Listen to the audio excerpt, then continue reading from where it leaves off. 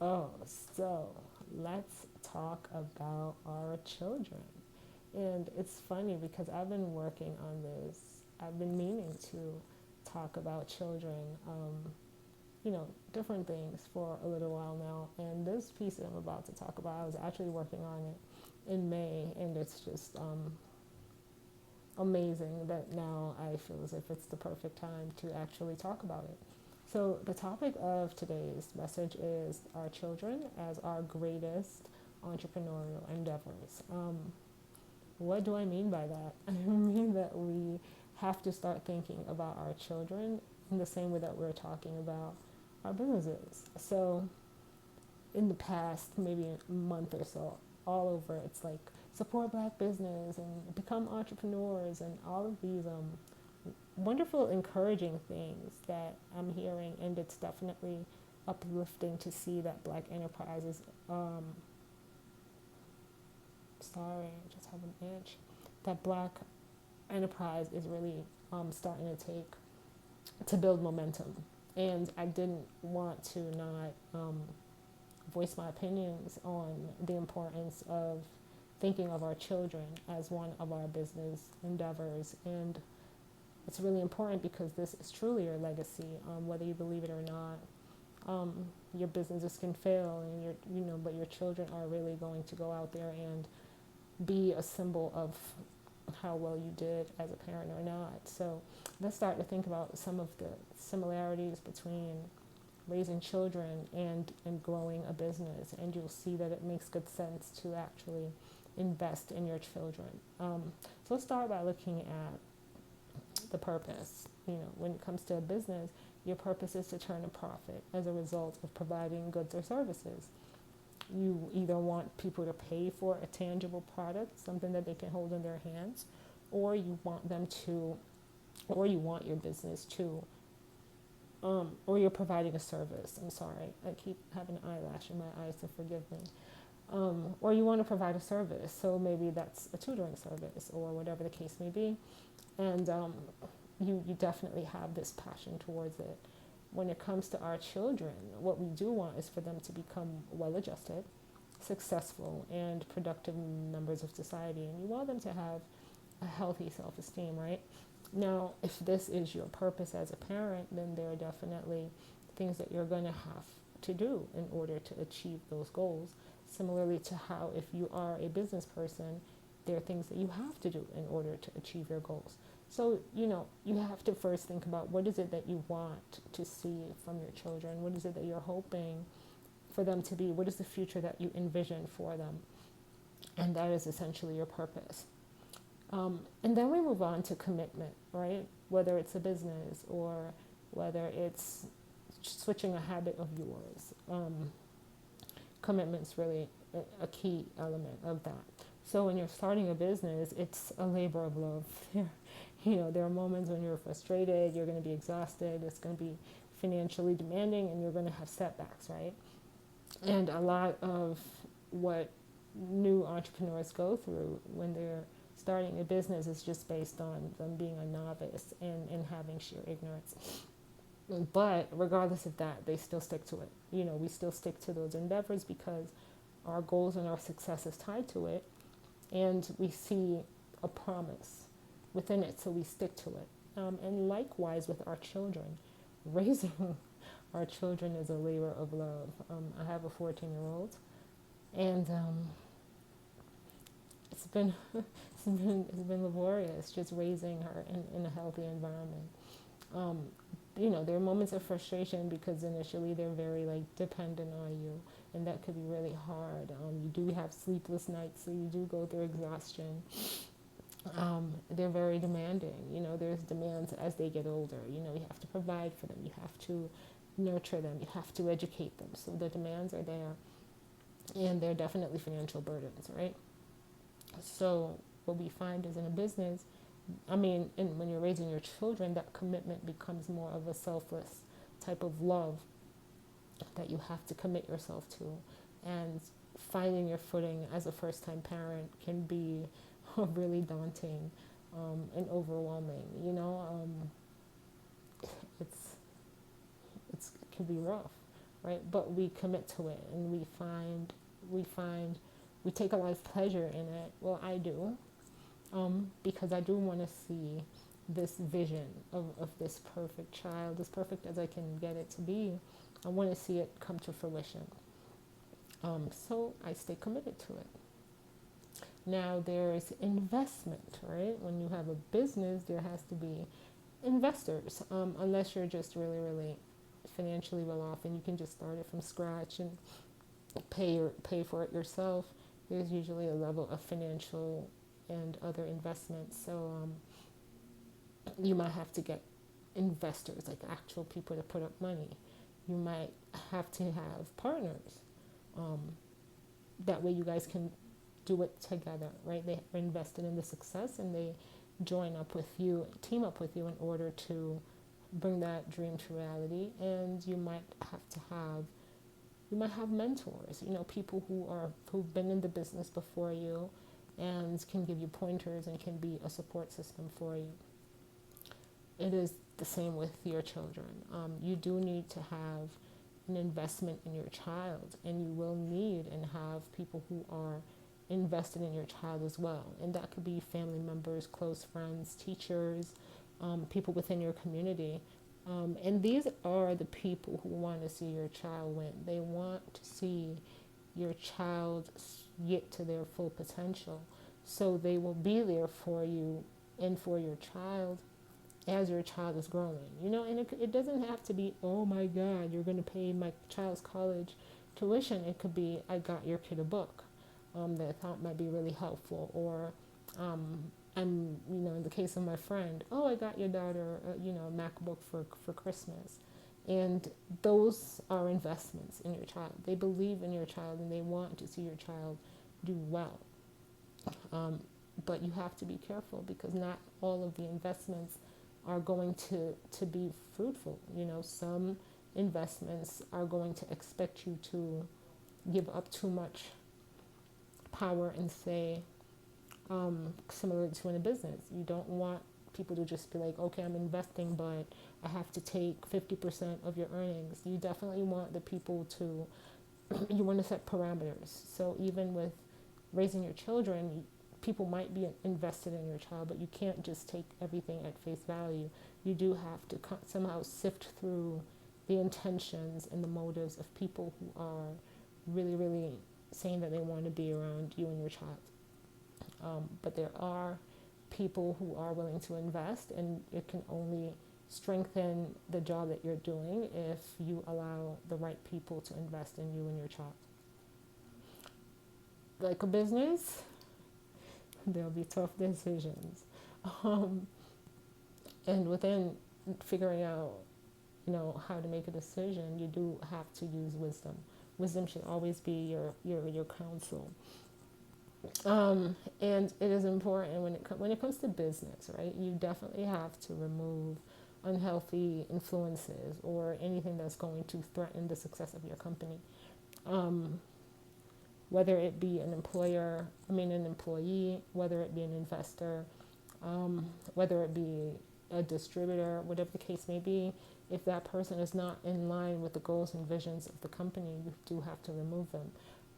Some investors just want to make unreasonable demands, and that's threatening. That's giving up your own power of your own business, right? So you definitely have to be cautious when it comes to that. And let's think about our children now. And I would say that it is our obligation to protect our children from any and all negative influences. And I had to learn this over the course of raising my daughter, because I was just like, oh, person's my friend, they're cool, or oh, this person's my family, that's fine. But the truth is that you can't have any and all negative influences around your child and think that, oh, because I love my child so much, they're impervious to, to this influence. It's faulty thinking. We must ensure their safety and their sense of safety. So it's not just, oh, you're safe, but it's okay. They should also feel safe. And we have to nurture their self-esteem. And we have to provide the healthiest environment possible. So if the parents, you know, you might be in a single parent household, or you might live with, you know, your partner, you definitely want to make sure that if this parent is self-destructive, or if they overindulge in things that children shouldn't be exposed to, you, in my case, I had to leave it alone. I had to leave that other parent, because I knew that my primary priority was my kid. So it didn't matter if I had to go through periods of loneliness or whatever. I had to do what was in the best interest of my kid. And it's kind of hard, you know, like I have family members that I will never ever allow her to go around, simply because I do know their proclivities, and I would never expose her to that. So I keep her away from certain people, and that's a tough decision, because it's always like family over everything, or we're friends, we're loyal. But the truth is, you can also be very loyal to my destruction. You can be loyal to my failure as well, because if it's not the right environment for my kid, then you're definitely fighting against my legacy. And the tough decision will be cut you off. Simple as that. Um, and the last point I really want to touch on is profit, right? So we'll see this mostly when it comes to business. Businesses are open for the profit. So we pursue work, and we pursue and we work towards best possible outcomes. That's what we want, and we appreciate when things go better than expected. So what that looks like is financial bounty, right? Like, my business is booming. I made 25% increase this quarter, or whatever the case may be. And that profit might also look like stability in the midst of like a tumultuous market. So if your company is doing well, regardless of how the market goes, then you might be like, wow, I'm really profiting, I'm successful in doing what I gotta do. And if you have the ability to reinvest, then that is also just a mark of success and profitability. So, and those are the things that we want. We're looking forward to those things. We're hoping to get those results. So now let's think about our children. And profit doesn't look like making 25% increase on the stock market, and it doesn't look like the things it does in the business market. It looks like achievements. So then your child might be academically inclined, and they just keep getting those awards. It might be athletic. Your child is really fit, really active, really good at in a sport. It could also be artistic. They might just be great singers, or wonderful artists. So you will see those achievements, and that is a sign of being profitable as a parent, because your child is yielding the results that you want and the results that you're working towards by providing, for them physically, and by providing that love and that nurture that they need. And you should also see profitability in your child's character. And this is so important to me, because I just want my kid to be a good person. Whether she's rich or poor, I want her to be a good person. And so far, I feel like I have achieved that. She's so compassionate and so thoughtful, and it's really it really makes me feel as if I've done the right thing.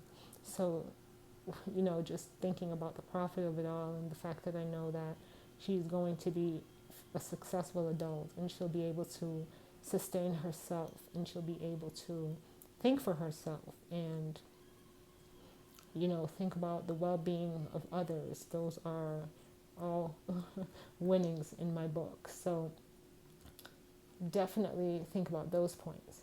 Now we get to retirement, and you're like, oh my God, why would I retire from taking care of my child? Businesses retire, but we want to make sure that our children are self-sufficient, enough to continue with their lives, and to be able to really fulfill the purpose that they have. So if you want to see that strength in your lineage, you definitely have to. Sorry, I'm keep looking around here. My bad. You want to make sure that you do think of your children as your entrepreneurial endeavor.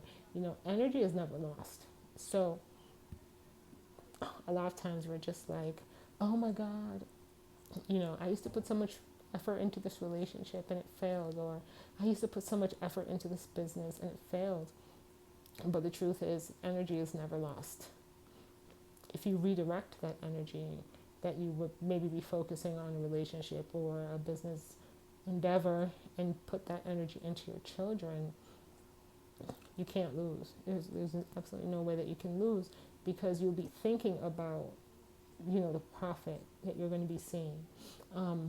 And not to say that you can't lose, but the probability of failing is really slim to none, because the truth is that you do have to contend with environmental factors, with social factors. My child goes to public school, so she comes in contact with all kinds of people, all types of realities and perspectives and ways of being. So I do risk. There is always that risk of, is she going to come back to me the same child that she left the house as? And there's no way of guaranteeing that, but I do trust that because I am putting my focus into my business endeavor, which is my kid, that the likelihood of us failing is just not, I don't see it happening, right? And nothing at all compares to what it feels like when your kid succeeds. I promise you, like, when your child starts to bust it out and you can be like, oh my God, that's like my little person. Like, who are you? You speak like this? You know that? Oh my God, like there's no joy to it. It's just amazing to see this little person that you gave birth to become a person who's just like, you're awesome. You're so awesome. Like, I always knew that you were going to be good, but I didn't know you were going to be great, right? So it's just a lot of pride that comes from that. And I urge you to please do not leave your children unprepared for the real world. We've all lived life experiences, and we all want to, keep the dirty parts of life away from our kids. But what we do is we leave them unprepared for the real world by having this veil of secrecy at times. And I'll talk a little bit more about that in another video. But you definitely, what point was I up to? You don't want to leave them unprepared. So I have all kinds of discussions with my daughter. I talk about boys, I talk about politics, I talk about everything, because I really want her to have a well-rounded understanding of things that happen in life, to everyone. And I feel as if because of that, my kid doesn't really do things that would get her into trouble, because she is aware of the dangers of her choices, and she's, we talk about other people who have fallen into other traps, and I feel like with her knowing these things, she is able to make a conscious decision of what she should do to avoid having those things. Expose your children to the finer things in life. Children are often manipulated and pulled away from their path because they lack things. They don't know how the other half lives, or they've never had those experiences, and so it's easy to lure them away when there is a deficit or a deficiency in something. So you definitely want to make sure that you expose them to things. I send my daughter to good programs separately. I pay for that because I want her to have experienced things. That way when she gets older, someone can't just say, oh, I got money, be my girlfriend, and I'll take you here and take you there, because she would be like, well, I've kind of done all these things, like I'm not struck, not starstruck or whatever. So expose your children to the finer things in life, so they don't have to feel like they have to go out there and have someone manipulate them or take advantage of them to get it. Accept them for who they are, because they need validation. It's who they are, and you're not going to change it by invalidating them. You do have to accept who they are, but you also have to nurture that part of them that needs to be nurtured. You do have to correct the things that need to be refined. Um, you do have to mold their character. It's your job. But don't do it in a way that makes your child feel as if they're not accepted. Because then someone else is going to accept them. And that's when you would have lost the battle. And have fun. Have fun doing it. I really do enjoy being a parent.